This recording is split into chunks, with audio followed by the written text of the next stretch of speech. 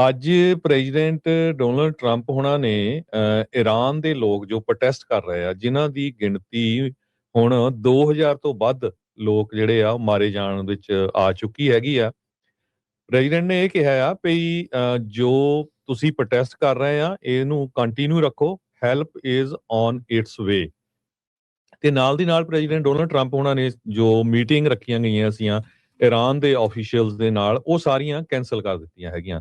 ਸੋ situation ਬਹੁਤ ਜ਼ਿਆਦਾ tens ਇਸ ਟਾਈਮ ਦੇ ਉੱਤੇ ਬਣੀ ਹੋਈ ਹੈਗੀ ਆ। ਟਰੰਪ ਉਹਨਾਂ ਨੇ ਇਹ ਕਿਹਾ ਆ ਵੀ ਬਹੁਤ ਜ਼ਿਆਦਾ ਜਿਹੜਾ ਜ਼ੁਲਮ ਆ ਉਹ ਈਰਾਨ ਦੇ ਵਿੱਚ ਇਸ ਵੇਲੇ ਜਿਹੜੇ ਪੀਸਫੁਲ ਪ੍ਰੋਟੈਸਟਰਸ ਆ ਉਹਨਾਂ ਦੇ ਉੱਤੇ ਹੋ ਰਿਹਾ ਹੈਗਾ। ਨਾਲ ਦੀ ਨਾਲ ਉਹਨਾਂ ਨੇ 25% ਟੈਰਿਫ ਹੋਰ ਲਾ ਦਿੱਤਾ ਉਹਨਾਂ ਮੁਲਕਾਂ ਤੇ ਜੋ ਈਰਾਨ ਤੋਂ ਗੈਸ ਜਾਂ ਕਿਸੇ ਤਰ੍ਹਾਂ ਦਾ ਵੀ ਜਿਹੜਾ ਸਮਾਨ ਆ ਉਹ ਖਰੀਦਣਗੇ। ਟਰੰਪ ਉਹਨਾਂ ਨੇ 2000 ਪ੍ਰੋਟੈਸਟਰਸ ਦੇ ਮਾਰੇ ਜਾਣ ਤੋਂ ਬਾਅਦ ਇਹ ਕਿਹਾ ਆ ਵੀ ਤੁਸੀਂ ਆਪਣੀਆਂ ਜਿਹੜੀਆਂ ਇੰਸਟੀਟਿਊਸ਼ਨਸ ਹੈਗੀਆਂ ਗਵਰਨਮੈਂਟ ਦੀਆਂ ਉਹਨਾਂ ਨੂੰ ਟੇਕ ਓਵਰ ਕਰ ਲਵੋ ਤੇ ਅਸੀਂ ਬਹੁਤ ਜਲਦੀ ਜਿਹੜੀ ਹੈਲਪ ਆ ਉਹ ਤੁਹਾਡੇ ਲਈ ਲੈ ਕੇ ਪਹੁੰਚ ਰਹੇ ਹੈਗੇ ਆ। ਜੀ ਬਿਲਕੁਲ। ਸੋ US ਬੇਸਡ ਜਿਹੜੀ human right activist news agency ਆ ਉਹ ਇਹ ਅਨੁਮਾਨਿਤ ਅੰਕੜਾ ਦੱਸ ਰਹੀ ਆ ਵੀ 2000 ਇਰਾਨੀ ਆ ਇਰਾਨ ਦੇ ਜਿਹੜੇ ਸਰਕਾਰ ਆ ਰਜੀਮ ਆ ਉਸ ਦੇ ਦੁਆਰਾ ਮਾਰ ਦਿੱਤੇ ਗਏ ਆ। 28 ਦਸੰਬਰ ਤੋਂ ਇਹ ਜਿਹੜੇ ਪ੍ਰੋਟੈਸਟ ਆ ਉੱਥੇ ਸ਼ੁਰੂ ਜਿਹੜੇ ਉਹ ਹੋਏ ਸੀ। So Iranian patriots keep protesting, take over your institution, save the names of killers and abusers, they will pay a big price। Trump ਹੋਣਾ ਨੇ ਟਰੂਥ ਸੋਸ਼ਲ ਦੇ ਉੱਤੇ ਪੋਸਟ ਕੀਤਾ, I have cancelled all meetings। ਜਿੱਦਾਂ ਤੁਸੀਂ ਇਹ ਸਾਰਾ ਜਿਹੜਾ ਦੱਸਿਆ ਵੀ ਸੈਂਸਲੈਸ ਕਿਲਿੰਗ ਜਿਹੜੀ ਪ੍ਰੋਟੈਸਟਰਸ ਦੀ ਹੋ ਰਹੀ ਆ ਤੇ ਅਖੀਰ ਦੇ ਵਿੱਚ ਉਹਨਾਂ ਕਿਹਾ ਹੈਲਪ ਇਜ਼ ਔਨ ਇਟਸ ਵੇ।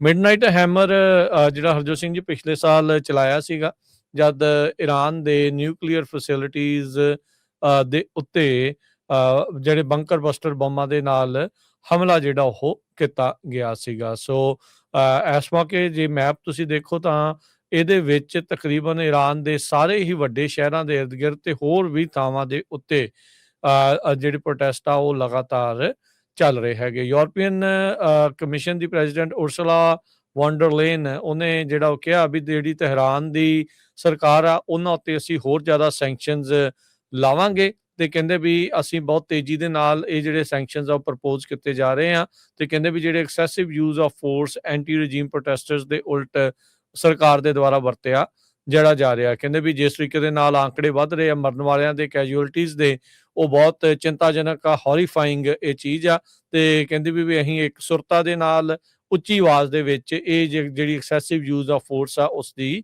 ਨਿੰਦਾ ਜਿਹੜੀ ਉਹ ਕਰਦੇ ਹੈਗੇ ਆ। ਸੋ ਕਹਿੰਦੇ ਵੀ ਫਰੀडम ਆਜ਼ਾਦੀ ਨੂੰ ਜਿਹੜਾ ਉੱਥੇ ਲਗਾਤਾਰ ਦੱਬਿਆ ਜਿਹੜਾ ਉਹ ਜਾ ਰਿਹਾ ਆ। EU ਦੇ ਦੁਆਰਾ ਆਲਰੇਡੀ ਜਿਹੜਾ IRGC Islamic revolutionary guard corpus ਆ ਉਸ ਨੂੰ ਪੂਰੀ ਇੰਟਾਇਰਟੀ ਦੇ ਵਿੱਚ ਸੈਂਕਸ਼ਨ ਕੀਤਾ ਹੈਗਾ ਆ। ਸੋ EU ਦੇ ਫੋਰਨ ਪਾਲਿਸੀ ਦੇ ਚੀਫ ਕਾਹਾ ਕਾਲਾਸ ਉਹਨਾਂ ਨੇ ਜਿਹੜਾ ਉਹ ਦੱਸਿਆ ਸੀਗਾ ਵੀ ਨਵੀਆਂ ਸੈਂਕਸ਼ਨਸ ਉਹ ਲਾਉਣ ਦੇ ਲਈ ਰੈਡੀ ਹੈਗੇ ਨੇ ਈਰਾਨ ਦੇ ਉਲਟ ਇਹਨਾਂ ਪ੍ਰੋਟੈਸਟ ਦੇ ਉਲਟ ਜੋ ਕਾਰਵਾਈ ਸਰਕਾਰ ਕਰ ਰਹੀ ਆ ਉਸ ਤੇ ਜਿਹੜਾ ਉਹ ਚੱਲਦੇ ਆ। ਜਦੋਂ ਤੁਸੀਂ ਜ਼ਿਕਰ ਕੀਤਾ ਵੀ ਟਰੰਪ ਹੋਣਾ ਦੇ ਦੁਆਰਾ 25% ਜਿਹੜਾ ਟੈਰਿਫ ਆ ਉਹ ਅਨਾਊਂਸ ਕੀਤਾ ਗਿਆ ਆ ਜਿਹੜਾ ਵੀ ਈਰਾਨ ਦੇ ਨਾਲ ਟਰੇਡ ਕਰੇਗਾ। ਭਾਰਤ ਵੀ ਕਾਫੀ ਜ਼ਿਆਦਾ ਤੇਲ ਈਰਾਨ ਤੋਂ ਲੈਂਦਾ ਰਿਹਾ ਆ, ਚੀਨ ਵੀ ਜਿਹੜਾ ਆ ਉਹ ਤੇਲ ਈਰਾਨ ਦੇ ਉੱਤੇ ਲੈਂਦਾ ਜਿਹੜਾ ਰਿਹਾ ਆ।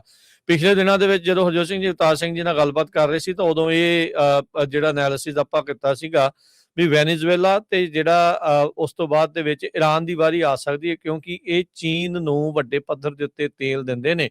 ਇਹ ਇਨਡਾਇਰੈਕਟਲੀ ਜਿਹੜਾ ਚਾਈਨਾ ਦੇ ਉੱਤੇ ਨਾਲ ਦੇ ਨਾਲ ਸ਼ਿਕੰਜਾ ਕੱਸਣ ਵਾਲੀ ਜਿਹੜੀ ਇਹ ਗੱਲ ਆ। ਚਾਈਨਾ ਜੋ ਕਿ AI ਦੀ ਰੇਸ ਦੇ ਵਿੱਚ ਅੱਗੇ ਦੌੜਨ ਦੀ ਫਿਰਾਕ ਦੇ ਵਿੱਚ ਆ, ਉਸ ਨੂੰ ਕਿਸ ਤਰੀਕੇ ਨਾਲ ਕਾਬੂ ਕੀਤਾ ਜਾਵੇ। ਸੋ ਉਸ ਦੀ ਜਿਹੜੀ ਸਪਲਾਈ ਚੇਨ ਆ ਉਸ ਨੂੰ ਹੀ ਡਿਸਰਪਟ ਇਸ ਮੌਕੇ ਕੀਤਾ ਜਿਹੜਾ ਉਹ ਚਾਹ ਰਿਹਾ ਆ। ਚਾਹੇ ਤੇਲ ਮੁੱਖ ਤੌਰ ਦੇ ਉੱਤੇ ਤੁਸੀਂ ਉਸ ਨੂੰ ਆਪਣੇ ਲਈ ਦੇਖੋ ਪਰ ਉਹਦੇ ਨਾਲੋਂ ਮੇਨ ਮੁੱਦਾ ਜਿਹੜਾ ਇਸ ਦੇ ਵਿੱਚ ਨਾਲ ਦੇ ਨਾਲ ਚੀਨ ਦੀ ਜਿਹੜੀ ਡਿਪੈਂਡੈਂਸੀ ਆ ਈਰਾਨ ਦੇ ਤੇ ਵੈਨੇਜ਼ੁਏਲਾ ਦੇ ਤੇਲ ਦੇ ਉੱਤੇ ਉਸ ਨੂੰ ਖੋਰਾ ਜਿਹੜਾ ਇਸ ਦੇ ਤਹਿਤ ਲੱਗ ਰਿਹਾ ਆ। ਪਰ ਓਵਰਆਲ ਇਕਨੋਮਿਕ ਹਾਲਾਤ ਇੰਨੇ ਕੁ ਮਾੜੇ ਨੇ ਹਰਜੋਤ ਸਿੰਘ ਜੀ ਉੱਥੇ ਈਰਾਨ ਦੇ ਵੀ ਲੋਕ ਸੜਕਾਂ ਤੋਂ ਆਉਣ ਤੋਂ ਹੁਣ ਗੁਰੇਜ਼ ਨਹੀਂ ਕਰ ਰਹੇ ਹੈਗੇ।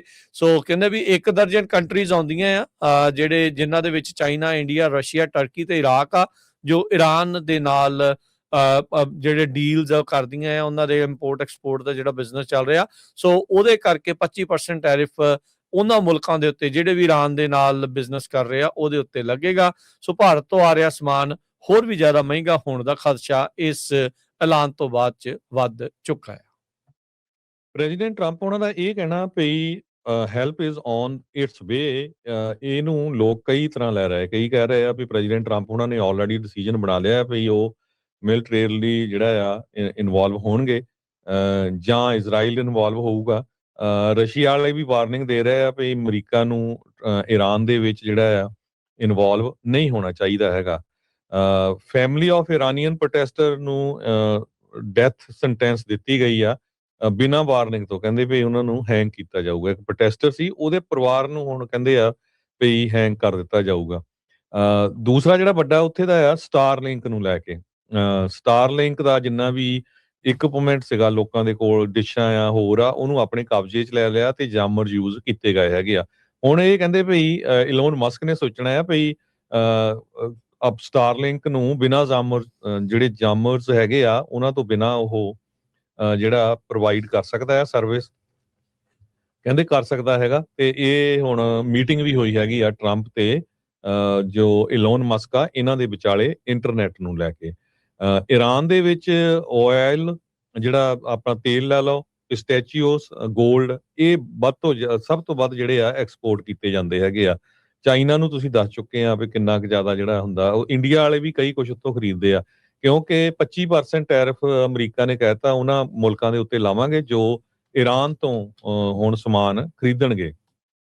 ਚਾਈਨਾ ਦਾ $14.5 ਬਿਲੀਅਨ ਦਾ ਬਿਜ਼ਨਸ ਆ, ਇਰਾਕ, ਫਿਰ UAE, Turkey, Afghanistan, Pakistan, India ਦਾ $1.7 ਬਿਲੀਅਨ ਦਾ ਹੈਗਾ। ਵਰਲਡ ਬੈਂਕ ਫੋਰਕਾਸਟ ਕਰ ਰਿਹਾ ਵੀ ਈਰਾਨ ਦਾ ਜਿਹੜਾ ਇਕਨੋਮਿਕ ਸਿਚੁਏਸ਼ਨ ਆ ਉਹ ਇਸ ਟਾਈਮ ਬਹੁਤ ਜ਼ਿਆਦਾ ਬੈਡ ਹੈਗੀ ਆ। ਇਸੇ ਕਰਕੇ ਲੋਕ ਜਿਹੜੇ ਪ੍ਰੋਟੈਸਟ ਕਰ ਰਹੇ, ਮਹਿੰਗਾਈ ਬਹੁਤ ਜ਼ਿਆਦਾ ਆ, ਲੋਕਾਂ ਕੋਲ ਜੌਬਸ ਹੈ ਨਹੀਂ। US ਦੀ ਮਿਲਟਰੀ ਸਟ੍ਰਾਈਕ ਈਰਾਨ ਦੇ ਉੱਤੇ, ਇਸ ਨੂੰ ਲੈ ਕੇ ਰਸ਼ੀਅਨ ਫੋਰਨ ਮਿਨਿਸਟਰ ਨੇ ਇਹ ਕਿਹਾ ਵੀ ਇਹ ਕੈਟਾਗਰੀਕਲੀ ਇਹ ਅਨਐਕਸੈਪਟੇਬਲ ਆ, ਅਸੀਂ ਇਸ ਨੂੰ ਐਕਸੈਪਟ ਨਹੀਂ ਕਰਾਂਗੇ। ਸਪੋਕਸਵੂਮਨ ਮਰੀਆ ਜ਼ਾਕਰੋਵਾ ਜੋ ਰਸ਼ੀਆ ਦੀ ਹੈਗੀ ਆ, ਉਹਨਾਂ ਵੱਲੋਂ ਇਹ ਸਟੇਟਮੈਂਟ ਦਿੱਤੀ ਗਈ ਹੈਗੀ ਆ। ਟਰੰਪ ਉਹਨਾਂ ਨੇ ਕਹਿੰਦੇ ਵੀ ਆਪਣੇ ਸੋਸ਼ਲ ਮੀਡੀਆ 'ਚ ਕੈਪੀਟਲ ਲੈਟਰਸ ਦੇ ਨਾਲ ਲਿਖਿਆ ਹੈਲਪ ਇਜ਼ ਔਨ ਇਟਸ ਵੇ। ਸੋ ਇਹਦਾ ਕੀ ਮਤਲਬ ਹੈਗਾ ਆ, ਇਹ ਹੁਣ ਆਉਣ ਵਾਲੇ ਕੁਝ ਸਮੇਂ ਦੇ ਵਿੱਚ, ਮੇਬੀ ਕੁਝ ਘੰਟੇ ਜਾਂ ਕੁਝ ਦਿਨਾਂ ਦੇ ਵਿੱਚ ਜਿਹੜਾ ਪਤਾ ਲੱਗ ਜਾਊਗਾ। ਵਾਈਟ ਹਾਊਸ ਤੋਂ ਟਰੰਪ ਹੁਣੀ ਬਾਹਰ ਜਾ ਰਿਹਾ ਤੇ ਇਹਦੇ ਸੰਬੰਧ ਦੇ ਵਿੱਚ ਉਹਨਾਂ ਨੇ ਕੋਈ ਆਨਸਰ ਨਹੀਂ ਕੀਤਾ। ਕਈ ਲੋਕ ਕਹਿ ਰਹੇ ਆ ਵੀ 1850 ਲੋਕਾਂ ਦੀ ਈਰਾਨ ਦੇ ਵਿੱਚ ਮੌਤ ਹੋਈ ਆ ਪ੍ਰੋਟੈਸਟਰਸ ਦੀ। ਕਈ ਕਹਿ ਰਹੇ ਆ ਵੀ 2000 ਤੋਂ ਵੱਧ ਲੋਕ ਜਿਹੜੇ ਆ ਉਹਨਾਂ ਦੀ ਮੌਤ ਹੋਈ ਆ। UK ਦੀ ਗਵਰਨਮੈਂਟ ਨੇ ਵੀ ਇਰਾਨੀਅਨ ਇਨਵੈਸਟਰ ਕੂਪਰ ਨੂੰ ਜਿਹੜਾ ਬੁਲਾ ਲਿਆ ਹੈਗਾ ਆ ਵੀ ਇਹ ਤੁਸੀਂ ਜਿਹੜਾ ਆ ਇੱਕ ਤਰ੍ਹਾਂ ਨਾਲ ਜੈਨੋਸਾਈਡ ਕਰ ਰਹੇ ਹੋ, ਜਿਹੜੇ ਪ੍ਰੋਟੈਸਟਰਸ ਆ ਉਹਨਾਂ ਨੂੰ ਤੁਸੀਂ ਮਾਰ ਰਹੇ ਹੋ। ਜੀ, ਈਰਾਨ ਦਾ ਜਿਹੜਾ ਸ਼ਬਹਾਰ ਜਿਹੜਾ ਪੋਰਟ ਹੈਗਾ ਆ, ਬੰਦਰਗਾਹ ਆ, ਉਹਦਾ ਤੇ ਇੰਡੀਆ ਦਾ ਬੜਾ ਗੂੜਾ ਜਿਹੜਾ ਉਹ ਲਿੰਕ ਹੈਗਾ। ਇੰਡੀਆ ਵਾਲੇ ਜਿਹੜੇ ਇਸ ਟਾਈਮ ਇਸ ਐਂਗਲ ਤੋਂ ਵੀ ਡਰੇ ਹੋਏ ਆ, ਕਹਿੰਦੇ ਵੀ ਈਰਾਨ ਦਾ ਜਿਹੜਾ ਭੂਤ ਆ ਉਹ ਇੰਡੀਆ ਦੇ ਸਿਰ ਤੋਂ ਜਾ ਨਹੀਂ ਰਿਹਾ ਤੇ ਟਰੰਪ ਨੇ ਜਿਹੜੀਆਂ ਹੋਰ ਨਵੀਆਂ ਚਿੰਤਾਵਾਂ ਜਿਹੜੀਆਂ ਇੰਡੀਆ ਦੇ ਲਈ ਖੋਲ ਦਿੱਤੀਆਂ, ਜਿਹੜੇ 25% ਟੈਰਿਫ ਨੂੰ ਜਿਹੜਾ ਲੈ ਕੇ ਹੈਗਾ ਆ। ਸੋ ਦੇਖੋ ਕੀ ਜਿਹੜਾ ਉਹ ਬਣਦਾ ਆ।